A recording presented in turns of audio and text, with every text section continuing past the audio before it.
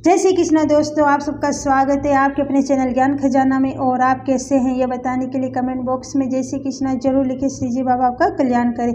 आज की वीडियो में बताने वाली कि हरतालिका तीज कब है 2022 में, इसका शुभ मुहूर्त क्या है, इसका महत्व क्या है, इन सब की जानकारी आज के इस वीडियो में देने वाली हूँ। अगर मेरी वीडियो अच्छी लगे तो प्लीज़ लाइक करें, शेयर करें और सब्सक्राइब करें।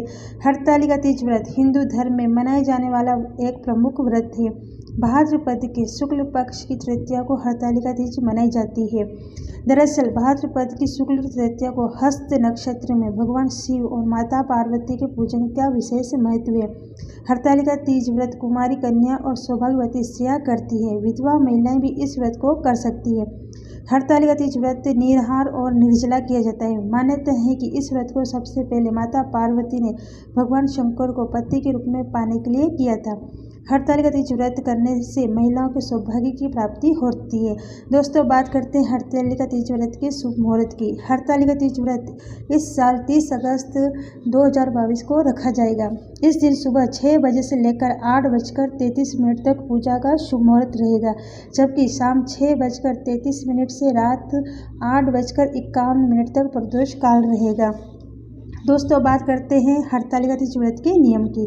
हरतालिका तीज व्रत में जल ग्रहण नहीं किया जाता है। व्रत के बाद अगले दिन जल ग्रहण करने का विधान है।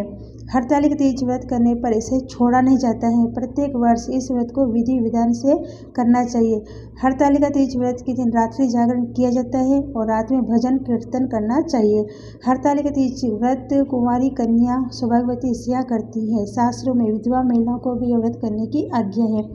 हरतालिका तीज पूजा विधि। हरतालिका तीज पर माता पार्वती और भगवान शंकर की विधि विधान से पूजा की जाती है। इस व्रत की पूजा विधि इस प्रकार है। हरतालिका तीज प्रदोष काल में किया जाता है। सूर्यास्त के बाद तीनों मुहूर्त को प्रदोष काल कहा जाता है। हरतालिका पूजन के लिए भगवान शिव और माता पार्वती और भगवान गणेश की बालू रेत व काली मिट्टी की प्रतिमा हाथों से बनाए।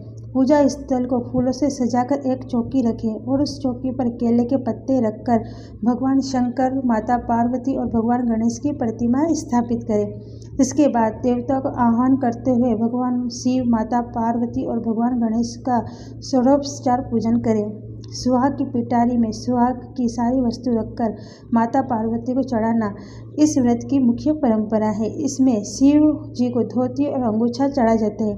यह सुहाग सामग्री सास के चरण स्पर्श करने के बाद ब्राह्मणी और ब्राह्मण को दान देना चाहिए। इस प्रकार पूजन के बाद कथा सुने और रात्रि जागरण करें। आरती के बाद सुबह माता पार्वती को सिंदूर चढ़ाए व ककड़ी हलवे का भोग लगाकर व्रत खोले।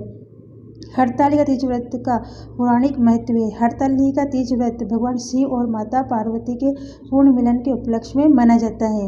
अब बात करते हैं एक पौराणिक कथा के अनुसार माता पार्वती ने भगवान भोलेनाथ को पति के रूप में पाने के लिए कठोर तप किया था। हिमालय पर गंगा नदी के तट पर माता पार्वती ने भूखे प्यासे रहकर तपस्या की।